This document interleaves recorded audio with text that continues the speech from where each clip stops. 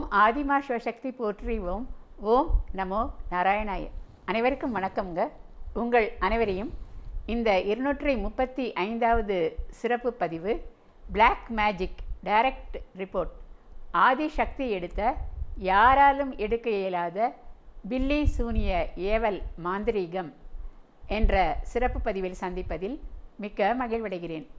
நான் சித்தர் கீதா, மதுரையில் இருக்கிறேன். நான் 17 ஆண்டுகளாக அம்மன் ஆதிமா சக்தி மற்றும் ஆதிசிவன் மூலமாக சைக்கிக் ரேக்கி எனப்படும் உயரக ரேக்கி சிகிச்சையை செய்து வருகிறேன். செய்வது அனைத்தும் அம்மன் தான். சித்தர் என்று கூறப்படுவதும் அவர்கள்தான். நான் அவர்களின் கருவியாவேன்.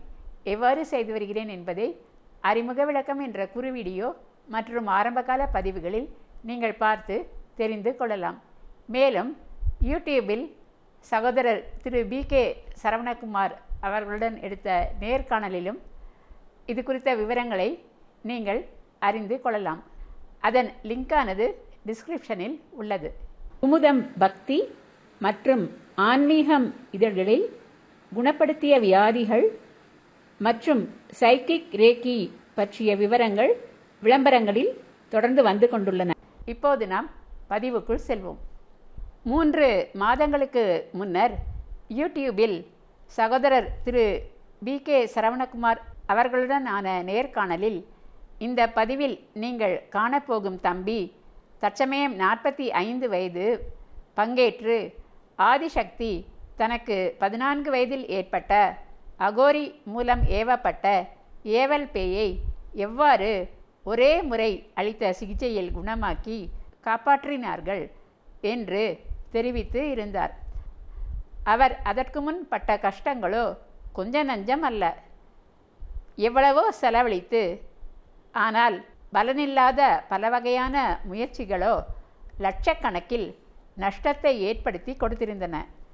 14 வயது முதல் 40 வயது வரை என்று அவர் கூறிய அனுபவங்கள் மூலமே நீங்கள் முன்னர் பார்த்த கன்னிப்பெண்ணுக்கு பிடித்த 3 பேய்கள் பதிவிலும் அடுத்து வர இருக்கும் மகாகாளி அடித்தாங்காமல் அழுத யட்சினி பதிவிலும் நிவர்த்தியானவர்கள் பேசி உள்ளனர்.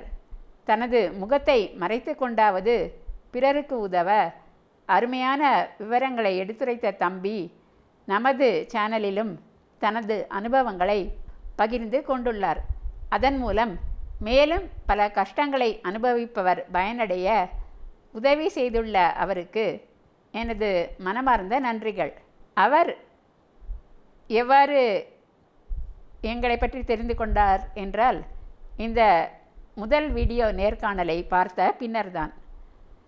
மக்களை பாடாய்படுத்தும் பில்லி சூனியம் ஏவல் மாந்திரீகம் பேய் பிரச்சனைகள் என்ற முதல் பதிவை அவர் பார்த்த பின்னர்தான் என்னுடன் தொலைபேசியில் தொடர்பு கொண்டார். முதலில் சில கேள்விகளுக்குண்டான பதில்களை பார்ப்போம். முதல் கேள்வி, தம்பி, உங்களுக்கு ஏவல் பேய் எப்போது பிடித்தது? அதற்குண்டான அனுபவம் என்ன? 14 வயதில் ஏவல் பேய் பிடித்த அவர் அப்போதிருந்து தற்சமயம் சிகிச்சைக்கு முன் உள்ள நிலை வரை எடுத்து கூறுகிறார். வணக்கம்மா. ஆக்சுவலாக எனக்கு அந்த எக்ஸ்பீரியன்ஸ் பார்த்திங்கன்னா, எப்போவுமே பார்த்திங்கன்னா, அதாவது ஒரு போதை அடித்தது மாதிரியே தான் இருப்பேன். அதாவது இப்போ தண்ணி அடித்தாங்கன்னா எப்படி இருப்பாங்க, அந்த மாதிரி ஒரு சூழ்நிலை தான் அந்த ஏவல் பேய் பிடிக்கும்போது.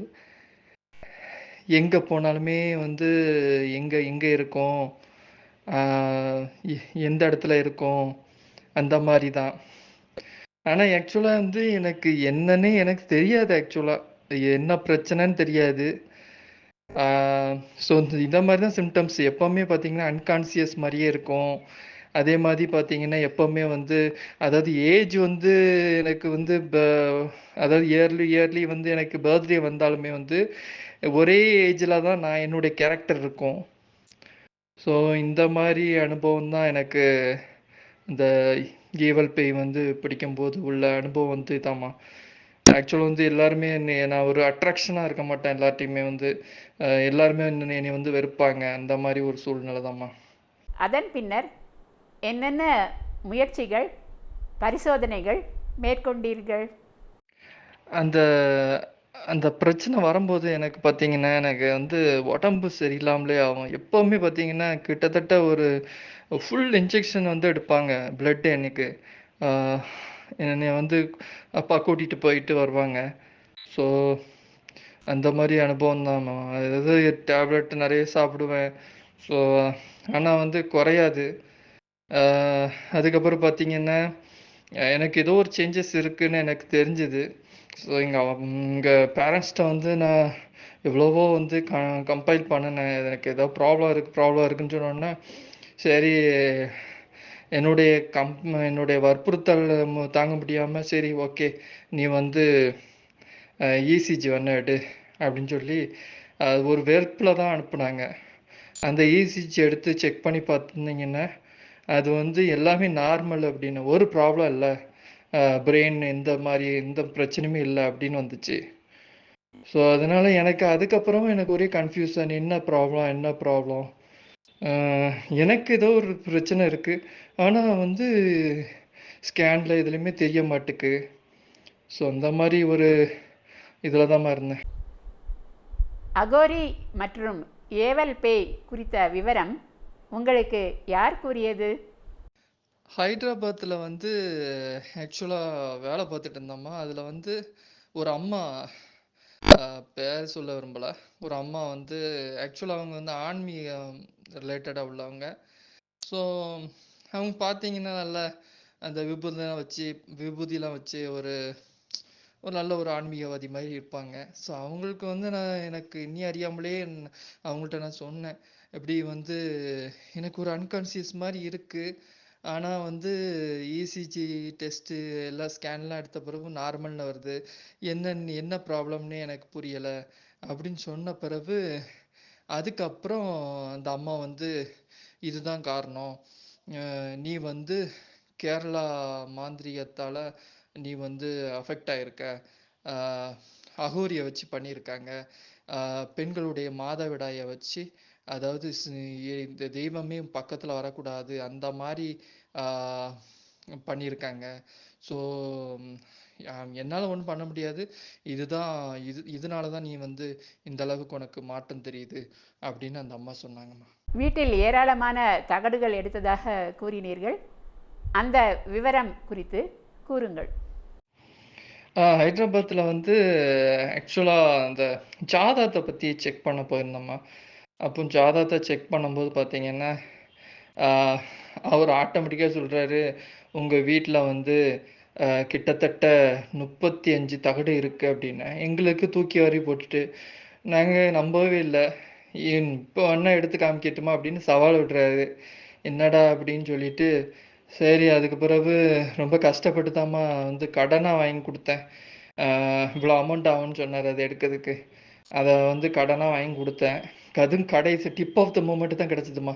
அதாவது நைட்டு நைட்டு வந்து இத்தன மணிக்குள்ள வேணும். அது பிறகு தான் அத எடுக்க முடியும். ஸோ அந்த night tip of the moment வந்து இறைவன் வந்து உண்மையிலேயே எனக்கு அந்த பரமபிதா எனக்கு உதவி பண்ணாரு. அ அத குடுத்த உடனே அவர் வந்தாரு. வந்த உடனே வந்து அ எ அ இது இந்த வெத்தலையில வந்து அ மை வந்து போட்டு பார்த்துட்டு, "இந்த இடத்துல இருக்கு" அப்படின்னு சொன்னாரு. எங்களுக்கு ஒண்ணுமே புரியல. அது முன்னாடி வந்து ஒரு கோடாரி வச்சு ஒண்ணு வாங்கி வச்சுக்கிடுங்க. ஒரு இரும்பு இது கோடாரி மாரி அப்படின்னு சொன்னாரு. நாங்க அதையும் வாங்கிக்கிட்டோம். உடனே அத வந்து ஃபுல்லாவே வந்து தோண்ட சொன்னாரு. தோண்டி எடுத்துட்டு ஒரு வாளி எடுத்துட்டு வந்து அந்த மண்ண எல்லாத்தையும் அந்த வாளியில போடுங்கன்னு சொன்னாரு. ஸோ அது மாரி நாங்க அந்த வாளியில வந்து இந்த மண்ண எடுத்து போட்டோம். போட்ட பிறகு ஆ இந்த முட்டையெல்லாம் வந்து உடைக்க சொன்னாரு. அந்த வாளி உள்ள. அது தண்ணீன்னா நிரப்பி வச்சு, அந்த தண்ணியும் மண்ணும் இருந்த வாளி. அத வந்து உள்ள கொண்டு வர சொன்னாரு வீட்டு உள்ள. வீட்டு உள்ள கொண்டு வந்து சொல்லிட்டு, அதுக்கப்புறம் வந்து இந்த முட்டைய வந்து உடைக்க சொன்னாரு எங்க கையாலயே. எங்களால உடைக்கவே முடியல. ஒரு கல்ல வந்து உடைச்சா எப்படி இருக்கும்? இன்னொன்னு வந்து, இப்போ அந்த மூட நம்பிக்கைலாம் நம்பிக்கை இல்லாதவங்க என்ன சொல்லுவாங்கன்னா, அ இது வந்து சும்மா அ அவங்களே வந்து ஏதாவது கல்லு மாரி ஏதாவது ஒரு முட்டைய எடுத்துட்டு வந்திருக்கலாம், அப்படின்னு சொல்லுவாங்க. இந்த முட்டைலாம் வந்து நாங்க தான் வாங்கிட்டு வந்ததும்மா. அவங்க பூஜைக்கு இந்த பொருள்லாம் வேணும்னு சொன்னாங்க. அந்த பொருள்லாம் நான் வாங்கி குடுத்தோம்மா. ஸோ, அதில தான் அந்த முட்டை வந்து உடைக்க சொன்னார். எங்களால் உடைக்க முடியல. ஆனாலும் கஷ்டப்பட்டு 2 கையை வச்சு உடைச்ச பிறகு உள்ளே இருந்து 34 தகடும் கிட்டத்தட்ட 10 தீட்டு வருதுமா. தீட்டு வந்து பார்த்தீங்கன்னா கருப்பா மாதிரி இந்த வந்து மை வந்து இந்த ராடு மாதிரி இருந்து அப்படி இருக்கும். அந்த மாதிரி அதில் வந்து முடியெலாம் சுற்றி இருந்துச்சுமா. அதுக்கப்புறம் அதை வந்து அவர் ஏதோ பண்ணி அதை வந்து டிஸ்ட்ராய் பண்ணிட்டாருமா. உங்களை அதிகம் பேர் ஏமாற்றியதாக கூறினீர்கள். தகடு எடுத்தவரே மீண்டும் புதிதாக வந்த தகடு எடுக்க பணம் கேட்டது குறித்து கூறுங்கள். அதாவது நிறைய பேர் வந்து நான் இந்த பிரச்சனை இருக்கும்போது நான் சந்திச்சிருக்கேன். ஆக்சுவலாக வந்து பார்த்தீங்கன்னா இந்த இடம் பற்றி நான் சொல்லலை, அந்த பிளேஸை பற்றி நான் சொல்ல விரும்பலை. அந்த இடத்துல உட்காந்துருப்பேன். உட்காந்துருக்கும்போது அந்த செம்பை வந்து அப்படியே ஆடுது ஆட்டோமேட்டிக்காகவே. ஸோ அவர் வந்து அந்த செம்ட்டை வந்து அப்படியே பேசிட்டு அது பிறகு அப்படி கேட்டுட்டு அதுக்கு பிறகு என்கிட்ட வந்து சொல்கிறாரு.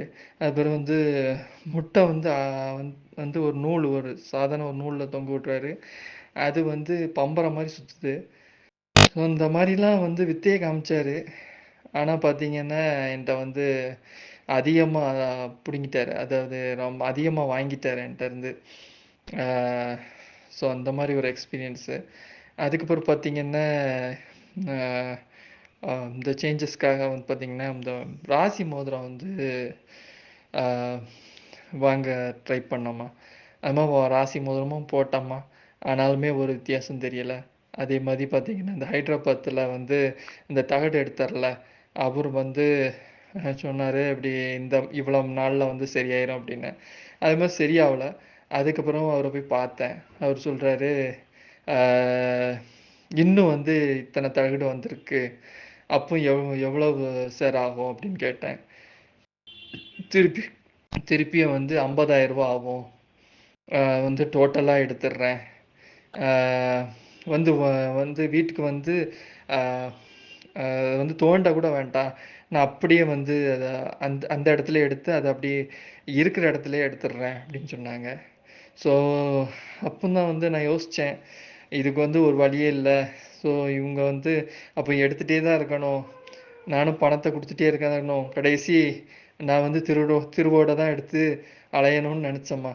ஆனால் வந்து பரமபிதாவுடைய நான் வந்து வேண்டுவாம்மா பரமபிதாட்ட, எனக்கு ஒரு நல்ல ஒரு நேர்மையான ஒருத்தங்களை காமி அப்படின்னு. அப்போதாம்மா எனக்கு யூடியூப் வழியாக வந்து அந்த பரமபிதா காமிச்சார். அதுக்காக உண்மையிலேம்மா உங்களுக்கும் அந்த பரமபிதாவுக்கும் என்னுடைய மனமார்ந்த நன்றியை சொல்கிறேம்மா.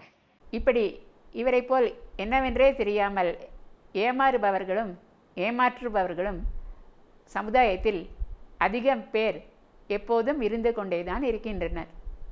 சகோதரர் திரு BK சரவணகுமார் என்னை எடுத்த நேர்காணலை யூடியூபில் கண்ட பிறகு நீங்கள் எவ்வாறு என்னை தொடர்பு கொண்டீர்கள்? ஆமாம்மா, ஆக்சுவலாக நான் யூடியூப்பில் வந்து உங்களுடைய இதை பார்த்தேம்மா. பார்த்த உடனே எனக்கு ஒரு நம்பிக்கை வந்துச்சு. அதாவது நீங்கள் வந்து நிறைய இந்த கேரளா மந்திரியம் பற்றி தான் நீங்கள் பேசிட்டே இருந்தீங்க. கேரளா மந்திரியம், கேரளா மந்திரியம்னா. ஸோ அதனால் வந்து எனக்கு ஒரு நம்பிக்கை வந்து ரொம்ப அதிகமாக வந்துட்டுமா.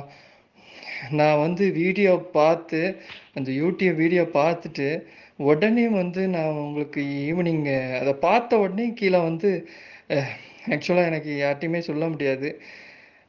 ஏன்னா வந்து நான் நிறைய இந்த மாதிரி விஷயம்லாம் எனக்கு ப்ராப்ளம் இருக்குன்னு சொல்லி நிறைய பேர் போய் பார்த்து நிறைய பணம் வந்து சுரண்டிட்டாங்கம்மா. அதனால வந்து எங்கள் பேரண்ட்ஸ்டையும் சொல்ல முடியாதுன்னா சீக்ரெட்டாக தான்மா வந்து கீழே வந்து அந்த 2 வீலரு பார்க்கிங் ஏரியாவில் வந்து உங்கள்கிட்ட பேசணுமா. நீங்கள் பேசின உடனே வந்து ரொம்ப சந்தோஷமா, அதாவது நீங்கள் உடனே அட்டன் பண்ணீங்க. அட்டன் பண்ண உடனே நான் இந்த பிரச்சனைலாம் உங்கள்கிட்ட சொன்னேன். தம்பி நான் வந்து ஒரு 10 நிமிஷத்தில் நீ கூப்பிடு அப்படின்னு சொன்னீங்கம்மா. அதே மாதிரியே வந்து நான் 10 நிமிஷத்தில் உங்களை கூப்பிட்டேம்மா. நீங்கள் வந்து அப்படியே சொல்லிட்டீங்கம்மா எல்லாமே. அதாவது இதுதான் பிரச்சனை, உனக்கு ஏவல் பேய் வந்து இருக்குது. ஸோ அது வந்து மகா சக்தி வாய்ந்த அம்மன் மற்றும் பரமபிதா வழியாக தான் வந்து அதை எடுக்க முடியும் அப்படின்னு அனுப்பியிருந்தீங்க. அது மாதிரி வாட்ஸ்அப்லேயும் அனுப்பியிருந்தீங்க ரிட்டன் ஸ்டேட்மெண்ட்டு. அதாவது அந்த அம்மன் பேசுனதை அதை நாங்கள் படித்து பார்த்தோமா, எங்களுக்கும் ஆஹ், இந்த மாதிரி இருக்கா அப்படின்னு எங்களால் நம்பவே முடியல. ஏன்னா வந்து ஆக்சுவலாக வந்து எதனால நான் சொல்கிறேன்னா, அதாவது இப்போ ஒரு பேய் வந்து பிடிச்சிருந்துச்சுன்னா, அதாவது அவங்க பேசுவாங்க அப்படிதானே, ஒரு ஒரு முரட்டுத்தனமா பேர் சொல்லி பேசுவாங்க. ஆனா இது வந்து எதுவுமே பேசலையே. அதனால எங்களுக்கு வந்து 100% நம்பிக்கை இல்ல. சரி, அப்போ ஏதோ மாந்திரீகம் இருக்குது உண்மை. ஸோ அந்த மாரி ஏதோ ஒரு ரிலேட்டடா இருக்கு அப்படின்னு சொல்லி தான் ஒரு இதில தாம்மா வந்தோம். அதே மதியம் மதுரைக்கு வந்து அந்த எக்ஸ்பீரியன்ஸே வந்து சொல்ல முடியாதும்மா. அதாவது என்னைய பார்த்தோன்னே வந்து எனக்கு சொல்லிட்டீங்க. அந்த அந்த மோசமான அந்த ஏவல் பேய் வந்து இருக்கு தெரியுது அப்படின்னு சொல்லிட்டு உடனே என்னைய கூப்பிட்டுட்டு போய் ட்ரெஸ் எல்லாம் மாற்றி அதே மாதிரி புது துணி வேற எடுத்துகிட்டு வர சொன்னீங்க. புதுசாக வாங்கிட்டு வா, அது வந்து மறுபிறப்பு மாதிரி என்கிட்ட சொன்னீங்க. அதனால எனக்கு அதுலேயும் ஒரு நம்பிக்கை வந்துச்சுமா. அதுக்கப்புறம் வந்து அந்த அந்த ஓமகண்டம் பக்கத்தில் உட்காந்துருக்கும்போது ஓம் நம சிவாயன்னு சொல்லி அதை ப்ரீத்திங், அந்த மூச்சு விடுறத கண்டினியூ பண்ணவே சொன்னீங்க. நெத்தியில் கவனம் வச்சு அந்த நெத்தி பொட்டு அதிகமாக பண்ணும்போது வந்து அந்த அந்த ஏவல் பேய் வந்து அவ்வளோ சீக்கிரமாக போயிட்டுமா. அதாவது எப்படின்னா, அந்த அம்மனுடைய அந்த ஆதி பராசக்தி சக்தி உடைய துணை இல்லாமல் இந்த அளவுக்கு, அதாவது எனக்கு என்ன ஒரு ஆச்சரியம்னா அவ்வளவு குயிக்காக நீங்கள் எடுத்துட்டீங்கம்மா. அது எடுத்த அப்புறம் வந்து நான் அதாவது 14 வயசில் நான் வந்து பாதிக்கப்பட்ட பாதிப்பில் இருந்தவன். அதுக்கப்புறம் எவ்வளோ வருஷம் கழித்து அது போகும்போது நான் வந்து ரொம்ப உடம்புலாம் வந்து ரொம்ப அஃபெக்ட் பண்ணிட்டு, அதாவது வயிற்றில் இருந்துச்சுன்னு நீங்கள் சொன்னீங்க. ரொம்ப அஃபெக்ட் ஆகிட்டேன் என்னைய. அதுக்கப்புறம் வந்து நீங்கள் வந்து நிறைய எனக்கு நிறைய எக்ஸசைஸு, உப்பெல்லாம் மேலே போட்டு அந்த பவர் வந்து சென்ட் பண்ணுறதுக்கு வந்து ட்ரை பண்ணிங்கம்மா. அது வந்து ட்ரை பண்ணிங்க. அதெல்லாம் வந்து மறக்கவே முடியாதும்மா. ஸோ அதெல்லாம் வந்து ஒரு பெரிய எக்ஸ்பீரியன்ஸ்மா. அதுக்கப்புறம் வந்து எல்லாமே போன பிறகு மஞ்சள் தண்ணியை வச்சு அது நான் பாத் எடுத்து அதுக்கப்புறம் வந்து புது ஷர்ட் போட்டு புது இதெல்லாம் போட்டது வந்து ஒரு பெரிய எக்ஸ்பீரியன்ஸ்மா. உண்மையிலேயே அது வந்து மறக்க முடியாத ஒன்று. ஹோமம் மட்டும் செய்யலை, அம்மன் 108 எலுமிச்சை மாலை கேட்டிருந்தாங்க. அதிகமாக பவர் உள்ள ஏவல் பேயினால் அந்த ஹோமத்தில் வந்து அந்த தம்பி அடி வயிற்றில் இருந்த பேயானது மேலே வந்து தூள் தூளாக செதறி ஹோமத்தில் விழுந்துச்சு. அதை அந்த தம்பியே உணர்ந்து பேசியிருக்காரு. அந்த ஒரே நாளில் 14 வயதிலிருந்து 45 வயது வரை 31 வருடத்திற்கான பிரச்சனைக்கான தீர்வு அந்த தம்பிக்கு கிடைத்தது. அவர் பூரண குணம் அடைந்தார். தம்பி, மக்களுக்கு நீங்கள் கூற விரும்புவது என்ன? மக்களுக்கு என்ன சொல்ல விரும்புகிறான்னு பார்த்தீங்கன்னா, என்னைய மாதிரி நிறைய பேர் இருப்பாங்க. ஸோ அவங்களும் வந்து குணமாகணும் குணமாகணும் அப்படின்னு ஆசையோடு இருப்பாங்க. ஏன்னா இப்போ வந்து ஒரு ஃபீவர்னாலும் எடுத்துக்கிடுங்களேன். ஸோ அந்த ஃபீவருக்கு வந்து என்ன பண்ணுவாங்க, ஒரு நல்ல ஒரு கைராசியான டாக்டரை போய் பார்க்கணும் அப்படின்னு நினைப்பாங்க. ஸோ அந்த மாதிரி தான் இதுவும். ஸோ அந்த மாதிரியும் வந்து இப்போ நம்ம வந்து எப்படியாவது சீக்கிரமாக குணமாகணும், நம்மளும் வந்து ஒரு வாழ்க்கையில் ஒரு ஒரு சேஞ்சஸ் கிடைக்கணும், அப்படி தான் ஒரு துடிப்போடு இருப்பாங்க மக்கள். ஸோ நான் அந்த மக்களுக்கு என்ன சொல்ல விரும்புகிறேன்னு,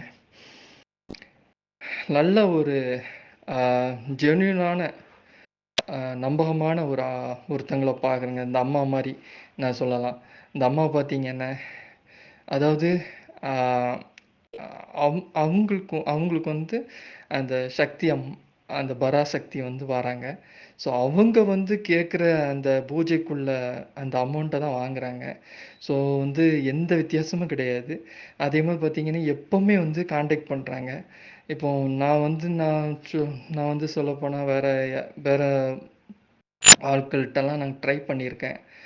ஸோ ஜோசியர்ஸு இந்த மாதிரி நிறைய பேர் அவங்க வந்து பணத்தை வந்து எப்படியாவது இவன்கிட்ட சுரண்டணும் அந்த ஒரு நோக்கத்தோடு தான் வந்து எனக்கு வந்து இப்படி பிரச்சனை இருக்குது அப்படி பிரச்சனை இருக்குது அப்படின்னு அப்படி சொன்னாங்க தவிர ஆனால் அவங்க வந்து தீர்த்து வைக்கல. பணத்தை வந்து 50,000 ரூபா அப்படின்லாம் ஆஹ், இதை விட அதிகமாகலாம் வாங்கிட்டாங்க. ஸோ வந்து எப்படியாவது அதாவது ஒரு நம்பகமான ஒருத்தங்கள பாருங்க. அதாவது இந்த இந்த அம்மா மாதிரி, இந்த மதுரா அம்மா மாதிரி ஒரு நம்பகமான ஒரு அம்மாவை பாருங்க. ஆஹ் அதாவது நான் சொல்றதை விட நீங்க வந்து பார்த்தீங்கன்னா உங்களுக்கே தெரியும். அதாவது எந்த நேரத்துலையும் சப்போர்ட் பண்ணுவாங்க, எந்த நேரத்துலையும் கூப்பிட்டா வந்து ரெஸ்பான்ஸ் பண்ணுவாங்க, ஏதாவது பிரச்சனைன்னா உடனே வந்து அதுக்கு வந்து ரிப்ளை பண்ணுவாங்க. ஸோ இதை மாதிரி யாரையுமே பார்க்க முடியாது. அதாவது நான் வந்து சில பேர் காண்டாக்ட் பண்ணியிருக்கேன். அவங்க வந்து திட்டுவாங்க. அஹ் இது எனக்கு ஏகப்பட்ட பிரச்சனை, எனக்கு இப்போ ஏகப்பட்ட ஒர்க் இருக்குது, நீ பிறகு எனக்கு கால் பண்ண அப்படின்னு. ஆனால் இந்த அம்மா ஒரு நாள் கூட வந்து எனக்கு டென்ஷனாகவே பேசின கிடையாது. நான் அம்மாட்ட எந்த டவுட்டு கேட்டாலும் அந்த அம்மா வந்து அஹ், எனக்கு வந்து சொல்யூஷன் சொல்லுவாங்க. அதே மாதிரி ஏதாவது ப்ராப்ளம் இருந்தால் ஹீல் பண்ணுவாங்க, டிஸ்டன்ஸ் ஹீல் பண்ணுவாங்க. ஸோ அந்த மாதிரி உண்மையிலேயே வந்து இந்த மாதிரி ஒரு அம்மா வந்து நீங்கள் எங்கேயுமே பார்த்துருக்க முடியாது. நான் வந்து என்ஷூர் பண்ணுறேன், நீங்கள் எங்கேனாலும் பார்த்தீங்கன்னா என்கிட்ட சொல்லுங்கள். இந்த மாதிரி ஒரு நேர்மையான அம்மாவை நீங்கள் பார்க்க முடியாது. பேய் பிடிக்கும் முன் சிறுவயதில் நீங்கள் எவ்வாறு இருந்தீர்கள்? அதாவது அந்த ஈவல் பேய் வந்து அதாவது 14 வயதுக்கு முன்னாடி வந்து பார்த்தீங்கன்னா ஆஹ், எல்லாருமே வந்து ஒரு அட்ராக்ஷனாக இருப்பான். நான் வந்து எல்லாருக்குமே என்னை பிடிக்கும். ஆஹ், நான் என்ன ஒர்க் பண்ணாலுமே எல்லாருக்குமே என்னை பிடிக்கும். என்னைய சொல்லுவாங்க, அதாவது என்னைய மாதிரி இருக்கணும் அந்த மாதிரிலாம் வந்து பேர் எடுத்திருக்கேன். அதே மாதிரி என்னுடைய என்னுடைய தாட்லாம் பார்த்தீங்கன்னா ஒரு சயின்டிஃபிக் தாட்டாக தான் இருக்கும். அதாவது மொபைல் வந்து எப்படி அந்த ஒர்க் ஆகுது, ஸோ எப்படி வந்து மைக்ரோஸ்கோப் ஒர்க் ஆகுது. ஸோ வந்து அது சின்ன வயசில் எனக்கு வந்து எதுவுமே தெரியாது. என்ன பண்ணுவேன்னா ஒரு ட்ராப் எடுத்து பிளாஸ்டிக் அந்த அந்த கிளாஸ் மாதிரி கவர் உண்டுல்ல, அதில் போட்டு அது வழியாக அந்த அந்த அந்த ட்ராப் வழியாக பார்ப்பேன், எனக்கு ஜூமாக தெரிகிற மாதிரி. ஸோ அந்த மாதிரி அதே மாதிரி அஹ், இந்த பவுடர் டப்பாவை எடுத்து அதில் வந்து இந்த ஸ்பீக்கர்லாம் வந்து கனெக்ட் பண்ணி, ஸோ அந்த மாதிரி ஒரு சயின்டிஃபிக் தாட் தான் இருந்துச்சு. ஆனால் வந்து ஆஹ், அதே மாதிரி ஒரு நல்லா பிரிஸ்காக இருப்பேன், நல்லா ஆக்டிவாக இருப்பேன். ஸ்கூலில் கூட நான் வந்து ட்ராயிங்ஸ்லாம் பண்ணுவேன். ஸோ அதுலலாம் வந்து நிறைய நான் வந்து பாராட்டு வாங்கியிருக்கேன். ஆனால் அது வந்து எனக்கு எப்போ அஃபெக்ட் ஆனுச்சோ அதுக்கப்புறம் பார்த்தீங்கன்னா நான் வந்து தனிமையாயிட்டேன். தனிமையானா பார்த்தீங்கன்னா அதாவது வந்து ஏதாவது ஒரு ஒரு இடத்துக்கு போனால் பார்த்தீங்கன்னா அதாவது மறைவாகவே இருப்பேன். அதாவது டோருடைய அந்த டோருக்கு பின்னாடி தான் இருப்பேன். அதாவது ஒரு பய உணர்வோட அந்த மாதிரி தான் ஸ்டார்டிங் எனக்கு ஸ்டேஜ் இருந்துச்சு. அதுக்கு பிறகு பார்த்தீங்கன்னா மயக்கம் வர்றது இந்த மாதிரி ஒரு ஸ்டேஜ். ஸோ அதுக்கு முன்னாடி என்னுடைய எக்ஸ்பீரியன்ஸ் பார்த்தீங்கன்னா ஒரு சயின்டிஃபிக் தாட்டு, அதே மாதிரி வந்து எப்பவுமே அந்த மாதிரி தாட்டு, அந்த மாதிரி ஒரு அட்ராக்ஷனாக இருப்பேன் எல்லார்ட்டையும். என்னை பற்றியும் நான் சிகிச்சை அளித்த விவரம் மற்றும் அம்மனை பற்றியும் தனிப்பட்ட முறையிலும் இந்த தம்பி கூறியுள்ளார். அதையும் கேளுங்கள். இன்னொன்று அம்மாவை பற்றி பேசணுன்னு, அம்மா வந்து யாராவது வந்து அவங்க நாடி போகும்போது அவங்க வந்து ஒரு கிளைண்ட்டாக பார்க்க மாட்டாங்க. அம்மா வந்து ஒரு சொந்தமாக தான் பார்ப்பாங்க. அதாவது கூட பிறந்த சகோதரனா, ஒரு மகனா, ஒரு மகளாக தான் பார்ப்பாங்க. அதே மாதிரி இப்படி கஷ்டப்பட்டிருக்கானே அப்படின்னு சொல்லி கவலைப்படுவாங்க. ஸோ இந்த மாதிரி வெளியில் எங்கேயாவது நீங்கள் போய் பார்த்தீங்கன்னா அவங்க வந்து ஒரு கிளைண்ட்டாக தான் பார்ப்பாங்க. எவ்வளோ வந்து உங்கள்கிட்ட வாங்கலாம், எவ்வளோ உங்கள்கிட்ட வந்து அஹ், எந்த அளவுக்கு நீங்கள் வசதியாக இருக்கீங்க, எவ்வளோ உங்கள்கிட்ட வந்து நம்ம வந்து எடுக்கலாம் அப்படின்னு தான் பார்ப்பாங்க. ஆனால் அந்த அம்மா வந்து நீங்கள் வந்து ஒரு தடவை வந்துட்டு போனால் தான் உங்கள் அம்மாவை பற்றி உங்களுக்கு ஒரு அண்டர்ஸ்டாண்டிங் கிடைக்கும். என் அம்மா வந்து ஒரு அது ஒரு தெய்வ பிறவின்னு சொல்லலாம். இறக்கப்படுறதுலையும் அதாவது பண நோக்கத்தோடு அவங்க அம்மா பண்ண மாட்டாங்க. எல்லாமே வந்து அந்த ஆதி பராசக்தி அம்மா வந்து கேட்குற அந்த பூஜைக்கு தான் அம்மா வாங்குறாங்க தவிர மற்றபடி அம்மா வந்து ஏதாவது நம்மளுக்கு ஏதாவது ஒரு கஷ்டம்னா உடனே வந்து எப்பவும் சப்போர்ட் பண்ணுறது, டிஸ்டன்ஸ் ஹியரிங் பண்ணுறது, அதுக்கு ஒரு சொல்யூஷன் தர்றது, அதே மாதிரி ஒரு ஆறுதலாக பேசுறது. நான் வந்து எந்த நான் எத்தனையோ பேரை பார்த்துருக்கேன்.